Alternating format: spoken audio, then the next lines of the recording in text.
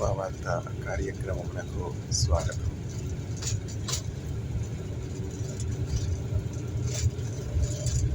స్తుతి నేటి ధ్యానాంశము స్తుతి. సూర్యోదయం మొదలుకొని సూర్యాస్తమయం వరకు ఆయన నామము స్తుతి నొందదగినది. చూడండి ఎంత చక్కని సూర్యోదయం. సూర్యుడు, చంద్రుడు, భూమి, సముద్రం ఇవన్నీ కూడా మౌనంగా దేవుడు వాటికి అప్పగించినటువంటి పనులు చేస్తూ ఉన్నాయి. మనం కూడా దేవుడు మనకు అప్పగించినటువంటి పని క్రమంగా చేయాలి. ఒక క్రమం, ఒక కన్సిస్టెన్సీ, ఒక రిథం, ఒక రెగ్యులారిటీ, ఒక డిసిప్లిన్, ఒక క్రమశిక్షణ.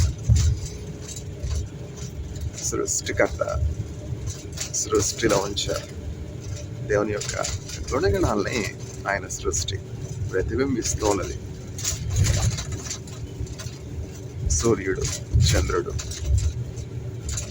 భూమి, ఆకాశం, సముద్రం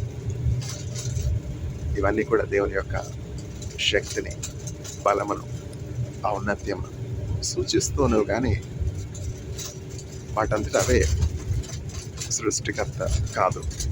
ఆ సృష్టికర్త అయినటువంటి యేసుక్రీస్తు ప్రభుని మనం కలిగి ఉండాలి.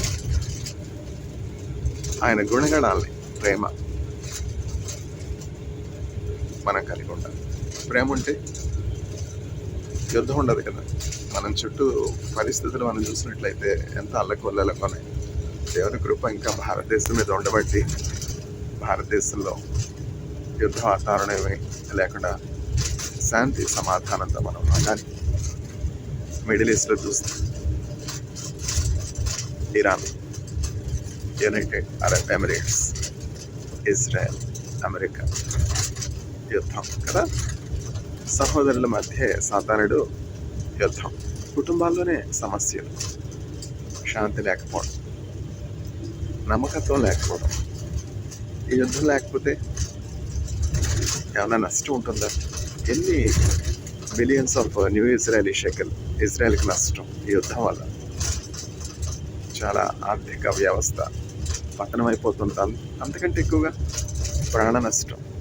కాబట్టి దేవుడు ఆయన దూతలను పంపించి అధికారులను, రాజులను ప్రేరేపించి యుద్ధాన్ని ఆపునట్లు చేయనుగాక. ప్రార్థన చేయాలి మనం ఎక్కువ. దేవుడు చెప్తా ఉన్నారు. ఆయన సేవకుడైనటువంటి పౌలు తిమోతికి రాస్తున్నాడు. అధికారుల కొరకు, రాజుల కొరకు, ప్రజలందరి కొరకు మనం ప్రార్థన చేయవలసినటువంటి వారమేమో. ఇరాన్లో యుద్ధం ఆగాలి. ఇరాన్లో సివిల్ వార్ ఆగాలి. ఇరాన్లో ఒక స్థిరమైనటువంటి ప్రభుత్వం ఉండాలి.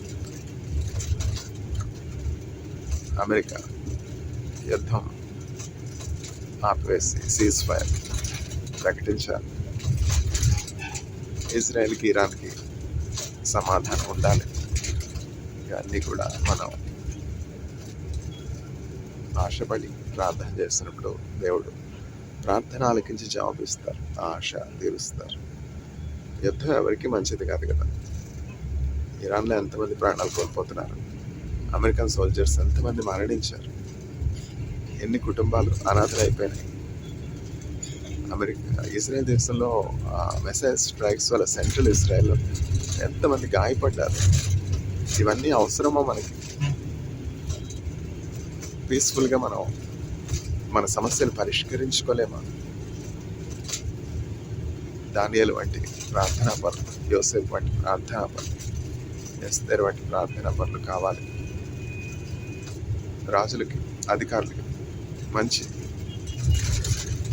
కౌన్సిల్ ఇచ్చేవాళ్ళు కావాలి, మంచి ఆలోచన చెప్పేవాళ్ళు కావాలి. యుద్ధం ఎవరికి మంచిది కాదు. యేసుక్రీస్తు ప్రభు ఎవరితో యుద్ధం చేశారా? యేసుక్రీస్తు ప్రభు ఎవరి మీద బాంబులు వేశారా? ఎవరి మీద వెపన్స్ ఉపయోగించారు? యేసుక్రీస్తు ప్రభు అడుగుజాడల్లో మనం నడవాలి.